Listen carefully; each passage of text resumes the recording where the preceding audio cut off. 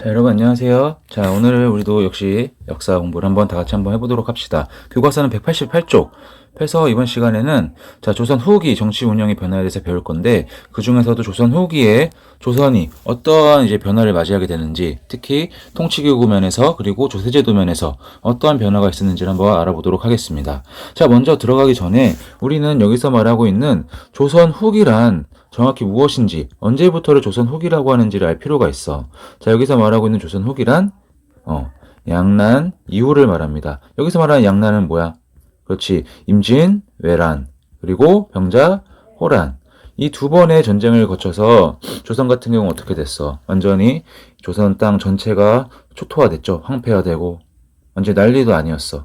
그 이후부터를 이제 조선 후기라고 우리가 공부를 하게 되는데, 그러면 이 양난 이후에 어떠한 변화를 맞이하게 됐는지를 우리 한번 알아보도록 합시다. 자, 교과서는 188쪽입니다. 분당 정치가 전개되다 해서 통치기구의 변화를 먼저 봅시다.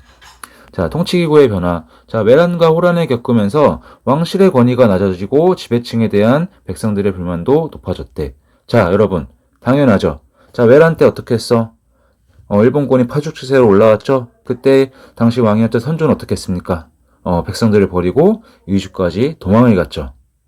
왕실이 완전히 수도인 한양을 버리고 도망을 갔단 말이에요. 백성들을 버리고. 당연히 왕실에 대한 권위는 낮아질 수밖에 없을 거야. 아니, 그동안 맨날 우리가, 왕들이 자기네가 우리 부모님이니 어쩌니, 뭐 했더니, 결국에는 자기네들 위험하니까 다 백성들 버리고 도망을 갔어. 그러니까 왕실에 대한 존중이라든지 이런 것들이 없어지면서 권위가 자연스럽게 낮아집니다. 지배층에 대해서도 마찬가지야. 지배층들도 자기 살기 바빠가지고 다 도망가기 바빴죠. 이러한 이유로 인해서 백성들은 이런 지배층, 왕실에 대한 불만이 높아지는 상황이었습니다. 자, 이러다 보니까 어때? 조선은 이 무너진 통치질서를 바로잡을 필요가 있었다는 거야. 그래서 이 통치질서를 바로잡기 위해서 했던 게 바로 통치기구와 군사제도를 새롭게 개편하는 거였습니다. 자, 그럼 어떻게 개편했는지 한번 봅시다. 자, 먼저 나오는 거, 자, 중요합니다, 여러분. 자, 동그라미, 비변사.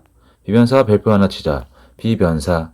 자, 비변사는, 자, 뭐 어떤 기구였을까? 원래는, 자, 북쪽의 여진과 남쪽의 외구의 침입에 대비하기 위해 설치한, 자, 뭐라고? 임시회의 기구였다는 거야. 여기서 우리는 임시라는 말이 중요합니다. 상설기구와, 그래서 항상 열려있는 게 아니라, 이런 외국의 침입이나 여진의 침입이 있을 때만, 그때 잠깐 열리는 회의기구였다는 거야. 알겠어? 자, 이러한 임시회의기구였었는데 이게 어떻게 변화가 된다는 거야? 자, 그러나 뭘 계기로? 자, 임진왜란을 계기로 구성원이 점차 고위관리들로 확대가 됩니다. 기존에는 고위관리층은 안 모였다고 하면은 이 임진왜란을 계기로 해서 이 비변사라는 회의기구에 점점 높은 어르신들, 고위관리들이 왔다는 거야. 그러면서 당연히 높은 관리들이 참여하다 보니까 점점 권한이 강화될 수밖에 없겠죠. 그리고 임진왜란이 끝나고 나서 또 다른 큰 위기가 빠졌었죠? 바로 뭐였어? 자, 호란, 병자호란이었어. 이 호란 때도 당연히 외란 때와 마찬가지로 계속해서 임시로 열리는 게 아니라 그냥 상설기구처럼 열리게 됩니다. 고위관리도 계속 모이게 되고, 그러면서 자연스럽게 비변사가 이 양난을 거치면서 최고 정치기구로 자리 잡았다는 거야. 알겠습니까? 자, 비변사는 중요한 건 이거야. 자, 처음에는 여진이나 외구의 침입에 대항해서 열렸던 임시 회의기구였으나 시간이 지나면서 외란과 호란을 거치면서 어떻게 됐다? 최고 정치기구로 변화했다는 것을 우리는 꼭 기억합시다. 자, 그래서 비변사가 어쩌다고? 자, 원래는 군사에 관한 문제들만 다뤘었는데 이제는 어떻게 돼? 최고 정치기구로 자리 잡았으니까 외교도 하고 재정도 하고 인사 문제도 하고 모든 국가 업무를 총괄했다는 거야. 이상하다. 자, 외교라든지 재정이라든지 인사 이런 것들은 다 원래 어디서 했던 거였지? 우리가 알고 있는 통치기구 뭐가 있었어? 자, 의정부도 있었고, 의정부에는 좌의정, 우의정, 영의정이 있는 삼정승이 있었고, 또, 거기 밑에는 육조가 있어서, 이호, 애병, 형, 공해서 각 판서들이 각자 의정부에서 내려오는 일들을 도맡아가지고 했었던 거였죠. 기억나요? 이렇게 외교, 재정, 인사 문제들 같은 경우는 육조에서 처리를 하고 있는 상황이었었는데, 이제는 어떻게 됐다는 거야? 이 의정부와 육조에서 하던 일들이 다 어디서 뺏어간다는 거야? 그렇지. 비변사에서 다 가져갔다는 거야. 그러니까 자연스럽게 어떻게 됐다는 거? 의정부와 육조, 기존에 있었던 의정부와 육조의 기능이 축소가 되고, 또한 왕권 또한 약화가 되는 상황이 되었습니다. 알겠습니까? 자, 여기서는 꼭 우리가 비변사에 대해서 알고 있어야 돼. 처음에는 뭐였다? 임시회의기구였다. 뭐를 위한? 여진과 외국의 침입에 대비하기 위해 설치한 임시회익이 걸으나 양난, 외란과 호란을 거치면서 어떻게 변화했다? 그렇지. 최고 정치기구로 자리 잡아서 모든 업무를 총괄하게 되었다. 꼭 기억합시다. 자, 이렇게 비변세에 대해서 한번 우리가 알아봤습니다. 자, 그럼 옆으로 넘어가 봅시다. 교과서 189쪽이야. 한편 외란 초기에 중앙군이 제 기능을 발휘하지 못했다. 당연하죠. 외란 초기 어떻게 됐어? 조총을 들고 무장해서 온 일본군을 맞서가지고 완전히 다 연전연패하면서 완전히 뚫려버렸지? 이 말은 즉 조선의 당시 중앙군이 제 기능을 못했다는 거야. 활약을 못했다는 거지. 자, 그러다 보니까 외란이 끝나고 나서 외란 중에 정부가 새롭게 군대를 개편을 합니다. 그건 뭐였냐면, 자, 직업군인으로 구성된 훈련도감을 설치했다는 거야. 자, 중요한 거는 직업군인으로 구성된 훈련도감을 설치했다. 중에. 자, 원래 외란 초기에는 당시 어떻게 했냐면은, 자, 평소에는 어떻게 농사집니다. 자기 본업인 농사를 짓거나 뭐 장사를 하거나 뭐 이런 식으로 자기 본업에 종사를 하다가 전쟁이 나게 되면은 그때 와가지고 군인으로서 활약을 하게 된다는 거야. 즉, 이것은 직업 군인이었어? 아니야. 기존 원래 직업은 농민이거나 상민이거나 이런 평범한 직업을 갖고 있었는데 원래 그냥 1년에 한두 번 훈련을 받다가 전쟁이 나게 터지게 되면은 그때 군인으로서 참전을 하게 된다는 거였죠. 자, 그렇게 되면 어떻게 돼? 매번 훈련을 받고 있는 직업군인이 아니다 보니까 훈련량도 떨어질 테고 군대에 대한 이해도 떨어질 거야. 당연히 전투력도 약해질 수밖에 없겠죠? 하지만 직업군인으로 바꾸면 어떻게 된다는 거야? 직업군인. 항상 주업이 군인이야. 군인으로서 항상 훈련하고 무에 닿고 이런 것만 하다 보니까 당연히 전투력이 높아질 수밖에 없겠죠? 그래서 외란 초기에 이런 실패를 극복하고자 조선에서는 직업군인으로 구성된 훈련도감이란 건 새로운 부대를 창설했다는 겁니다. 알겠죠? 자, 그래서 훈련도감이란 새로운 부대를 설치를 했고, 이후 호란, 자, 정미호란과 병자호란을 거치면서 수도와 그 외곽을 방어하기 위해 어떻게 오군영 체제를 완성했다는 거야. 자, 오군영이라는 건 옆에 나와 있습니다. 자, 선조 때, 외란 때에 처음에 중앙군이 제 기능을 발휘하지 못하니까 직업군인으로 구성된 새로운 부대, 훈련도감을 설치했다고 했었죠? 자, 그 이후에 훈련도감뿐만이 아니라 새로운 부대를 계속해서 차례대로 창설을 합니다. 차례대로 창설을 해. 자, 그게 뭐야? 처음에 있었던 훈련도감을 맞아 있고, 그 다음에 어영청이라는 부대도 설치를 하고, 그 다음에 총용청, 수어청, 그리고 나중에 숙종 때가 되면 금이영이라는 부대까지 설치를 해서 5개의 새로운 부대를 창설하게 되는데, 이거를 하나로 묶어서 우리가 오군영이라고 부르고 있습니다. 알겠습니까? 새로운 부대, 훈련도감을 비롯한 오군영이 창설이 되었다는 것을 기억해 둡시다. 자, 그래서 밑줄 한번 쳐볼까? 그래서 오군영 체제가 완성되었다. 오군영 별표. 자, 그리고 중앙군이 아닌 지방에는 자, 양반부터 천민까지 포함한 소고군을 편성하였다. 소고군. 자, 여러분 여기서 우리 소고군에 대해서 한번 알아볼 필요가 있어요. 자, 소고군 같은 경우는 뭐냐면, 자, 기존에 부대가 있으면 중앙군이 있지. 중앙군이 있고 예비군 개념으로 생각을 하면 좋을 것 같아. 자, 조선의 신분제도가 하면 자, 맨 위에 양반이 있고 그 다음에는 누가 있을까? 중인이란 계급이 있고 그 다음에 상민, 평민이라고 해도 됩니다. 평민이 있고 밑에는 자, 노비 같은 천민들이 있었죠. 자, 근데 조선에서는 자, 어떻게 군대를 갔었나? 그렇지. 자, 크게 나누면 이렇게 양반에서 상민까지를 양민이라고 했었고 밑에는 그냥 천민 똑같습니다. 양천제라 그래서 양민 천민으로 나눠졌었는데 조선에서 군대는 이 양민들이라면 누구나 군대를 갔어야 됐어. 16세에서 60세의 성인 남성에 속하는 양민들은 다 군역의 의무를 졌어야 됩니다. 알겠어? 자, 그런데 어떻게 됐다는 거야? 양반이라든지 중인이라든지 이런 사람들은 다 편법을 써가지고 다 빠져나가. 그러니까 군대에 동원할 수 있는 병력이 부족하게 되겠지. 그러니까 조선에서 어떻게 하는 거야? 소고군이라고 해가지고 자, 기존에 맨날 빠져나가기 바빴던 양반 그리고 원래는 제외되었었던 천민까지들을 모두 포함한 새로운 예비군을 창설했는데 그게 바로 소고군이라는 거지. 알겠습니까? 자, 소고군에는 중요한 거는 뭐다?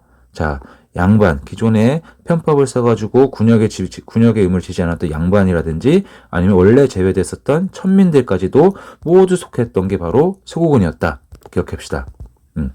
자, 그래서 소고군 같은 경우는 평상시에는 생업에 종사하다가 유사시에 전투에 동원되었다. 자, 밑줄. 양반도 포함되고 천민도 포함이 됐다. 소고군은. 그리고 평상시에는 생업에 종사하다가 유사시에 전투에 동원되었다는 것을 기억을 합시다. 자, 여러분 이제 거의 얼마 안 남았습니다. 자, 밑에 한번 봅시다. 자, 이제는 조세제도의 개편을 보자. 조세제도의 개편. 자, 여기서는 우리가 하나 알아볼 필요가 뭐냐면, 자, 양난 이후 조선의 상황에 대해 알 필요가 있다는 거야. 양난 이후 어떻게 됐어? 한반도 전체가 전쟁의 완전히 주무대가 되었죠. 그러다 보니까 어떻게 되겠어? 전쟁을 거치면서 수많은 인구가 죽어나갔겠지. 그 다음에 토지는 어떻게 돼? 토지 황폐화됩니다. 토지가 농사를 질 수 없을 정도로 다 황폐가 된다는 거야. 자, 그러니까 양난이 끝나고 외란과 호란이 끝나고 나서 어떻게 돼? 인구도 줄어들었어. 토지는 황폐화됐어. 자, 나라를 이끌어가기 위해서는 가장 중요한 게 뭐야? 세금. 세금을 얼마나 잘 걷어들이느냐가 가장 중요한 건데 세금 거둘 수 있습니까? 조세라고 하는데 세금을 걷는 거 조세. 이 조세 제도가 어떻게 돼? 조세 제도가 완전히 엉망이 된다는 거야. 왜? 세금 낼 사람도 없고 세금 낼 수 있는 그 땅이 다 황폐가 됐는데 세금을 제대로 거둘 수가 있겠어? 그러니까 걷어들이는 조세의 수입도 어떻게 되겠어? 조세 수입도 완전히 감소화가 되겠죠. 자, 조세 수입은 감소됐어. 자, 근데 어때? 나라를 운영하기 위해서 어쩔 수 없이 그래도 세금을 걷어야 된단 말이야. 안 걷을 순 없어. 그러니까 억지로 해서 어떻게 해? 나라에서 누구를 조지는 거야? 그렇지. 백성들을 조지는 거지. 백성들을 쥐어짭니다. 야, 없어도 다 내. 너네 먹을 거라도 다 내. 하니까 당연히 백성들은 어떻게 돼? 백성의 부담은 증가할 수밖에 없겠죠. 이게 바로 양난 이후의 조선의 상황이었어. 인구가 감소하고 토지가 황폐화됐습니다. 그러니까 조세제도가 엉망이 돼. 그러면서 조세 수입은 완전히 내려가게 되고 나라에서는 이 부족한 조세 수입을 걷기 위해서 누구한테 부담이 지어진다는 거야? 백성들한테 부담을 가중시켜준다는 거야. 알겠어? 자, 이러다 보니까 백성들이 살기 힘드니까 나라 꼴이 엉망이겠죠? 그래서 결국 조선에서도 이러한 백성들의 부담을 줄여주기 위해서 엉망이 됐던 이 조세제도를 새롭게 개편하게 됩니다. 그 조세제도의 개편 한번 봅시다. 자, 정부는 전란으로 인한 피해를 복구하기 위해 그렇지. 아까 전에 어떻게 됐어? 토지가 완전 황폐화되고 세금을 걷기가 어려워진다 그랬지. 그러니까 일단 어떻게 해야 돼? 세금을 거두려면 백성들이 농사를 지어야 되니까 그렇지. 땅을 새롭게 개간할 수 있게 합니다. 땅을 황폐화된 땅을 농사 지을 수 있는 땅으로 변화시키는 거야. 개간을 장려하고 그 다음에는 양전을 추진하였다. 양전이란 건 뭐냐? 자, 세금을 낼 수 있는 백성들의 수를 정확하게 다시 파악을 하는 거야. 왜? 자, 전쟁을 거치면서 무슨 토지 문서라든지 무슨 노비 문서라든지 이런 게 다 불타왔죠? 그러니까 제대로 누가 세금을 얼마큼 내야 되는지를 다 모르는 거야. 그러니까 새롭게 백성에 대한 인구조사라든지 토지조사를 통해가지고 세금을 제때 거둘 수 있게 하는 거지. 자, 이렇게 해서 개간을 장려하고 그 다음에 양전을 추진하였습니다. 그리고 마지막으로 이러한 농민의 부담을 덜어주기 위해서 마지막으로 결정타가 조세제도를 개편하는 거지. 뒤늦게나마 그나마 자신들의 잘못을 인정을 하는 거야. 자, 그럼 어떻게 개편했냐? 자, 먼저 우리가 하나 알아두고 가자. 조선에서 전세, 그러니까 조세제도가 있었는데 이 조세는 뭐가 있었냐? 세 가지가 있었죠. 크게 전세, 토지에서 나오는 세금입니다. 그 다음에는 뭐가 있어? 조세 다음에 그 다음에는 자, 군역이 있죠? 군역은 뭐야? 군역의 의무, 국방의 의무를 지는 거였지? 아니면 요역이라 그래가지고 노동 현장에 끌려가서 일하는 그런 것들도 있었어. 자, 그 다음에 또 뭐가 있어? 마지막으로 공납이 있습니다. 공납은 그 지방의 특산물을 갖다 바치는 거야. 자, 그러면 이제 되겠지? 전세는 뭐에 대한 세금이다? 토지에 대한 세금이다. 군역은 국방의 의무다. 그리고 공납은 특산물을 내는 세금이다. 이렇게 세 가지 크게 나눠졌다는 것을 먼저 기억을 하고 갑시다. 자, 그럼 보자. 자, 토지에 대한 세금인 전세는 자, 어떻게 바뀌었다? 풍용에 관계없이 토지 한 개당 쌀 4두를 거두는 영정법으로 바꿨다는 거야. 자, 여러분, 풍용에 관계없이가 중요합니다. 왜? 기존에는 조선에서 어떻게 했느냐? 풍용에 따라. 자, 풍년이 되면은 백성들이 거둬들이는 수확물이 많겠지. 그럴 때는 세금을 많이 내게 하고, 흉년, 가뭄이나 홍수로 인해서 농산물을 많이 못 수확했으면 그때는 세금 걷어들이는 양을 줄여줬단 말이야. 근데 이게 뭐야? 원래는 풍용을 정확하게 파악을 해서 그에 맞게 세금을 걷었어야 되는데 이게 제대로 되지 않았다는 거지. 왜? 세금을 걷는 그 지방의 수령들이 다 어떻게 했다는 거야? 흉년이 들었는데도 불구하고 야, 이 정도면 풍년 아니냐 하면서 풍년의 때 내게 되는 세금을 걷어들인다든지 이런 식으로 해서 사기를 쳐가지고 백성들이 항상 어떻게 돼? 원래 풍년 때는 쌀 20두를 내고 흉년 때는 4두를 냈어. 자, 그럼 흉년이 냈어. 그러면 내주만 내면 되는데 당시 지방의 나쁜 수령들이 어떻게 했다는 거야. 야, 풍년 아니냐 하면서 20주를 걷어갔다는 거야. 그러니까 항상 거의 백성들은 이렇게 20주를 내는 상황이었다는 거야. 원래 4주를 내야 되는데 당연히 백성들은 살기 힘들겠죠. 그래서 이 제도를 없애고 어떻게 했다? 그냥 최저에 맞춰주는 거지. 흉년일 때에 맞춰서 무조건 토지의 한결당에 쌀 4주만 내라 라고 했던 게 영정법입니다. 알겠어? 풍요에 상관없이 그냥 토지 한결당 쌀 4주만을 냈다는 게 바로 영정법.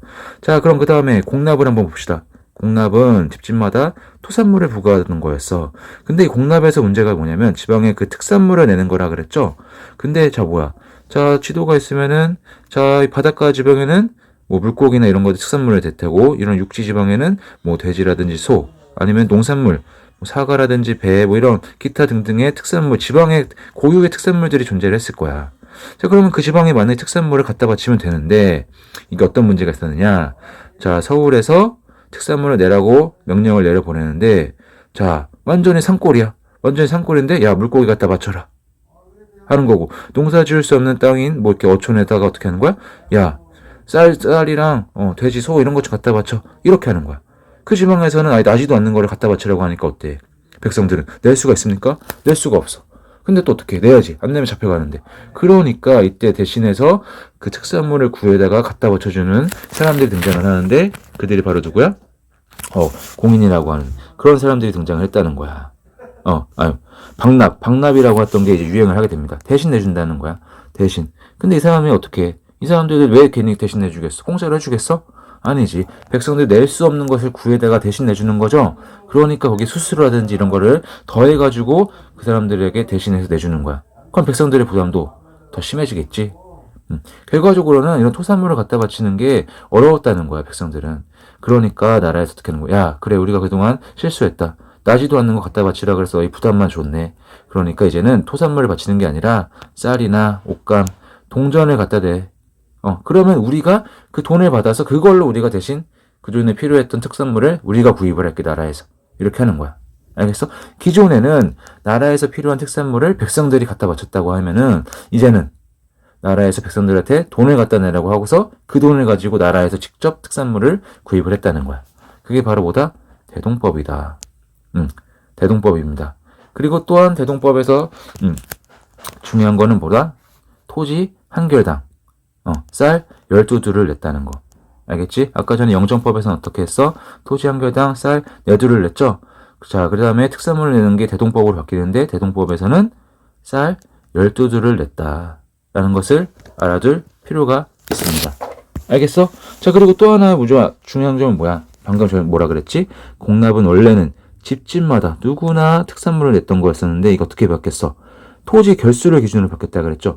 토지 한결당. 그러니까 토지를 갖고 있는 사람만 낼 수 있게 바뀌었다는 거야. 기존에는 토지가 있든 없든 누구나 집집마다 특산물을 냈어야 되는데 바뀐 대동법에서는 토지를 가진 사람들만 쌀이나 옷감, 동전 등으로 세금을 냈다는 거야. 즉 이제는 땅이 없는 내 개인 땅이 없는 사람은 이 공납을 낼 필요가 있어? 없어졌다는 거지. 그러니까 백성들의 부담이 확실하게 줄어들었다는 거지. 알겠습니까? 이게 바로 대동법이었다. 자, 마지막으로 우리는 균역법에 대해서 공부합시다. 자, 균역은 기존에 원래 군대에 가는 의무가 있었는데 사람들이 농사 짓고 하기 바쁘다 보니까 어떻게 해? 직접 군대에 가는 대신에 1년에 2필의 군포를 납부를 했어. 2필의 군포를. 그럼 나라에서 군포를 받아가지고 직접 사람들을 고용을 해서 군대의 의무를 지게 했었는데 이걸 어떻게 했다는 거야? 균역법이라 그래서 원래 2필 내던 거를 1필, 절반으로 줄여줬다는 거지. 절반으로 줄여줬어. 알겠어? 자, 그리고 그 다음엔 어떻게 했냐. 군포를 줄여서 부족해진 재정은 양반 지주에게 결작을 거두고 어장세, 선박세, 소금세 등으로 보충을 하였다. 자, 이거는 우리가 좀 헷갈릴 수도 있는데 이거를 표를 통해서 봅시다. 아까 전에 위에서도 설명했던 거랑 똑같아. 자, 군역의 의무, 국방의 의무는 어떻게 진다 그랬지?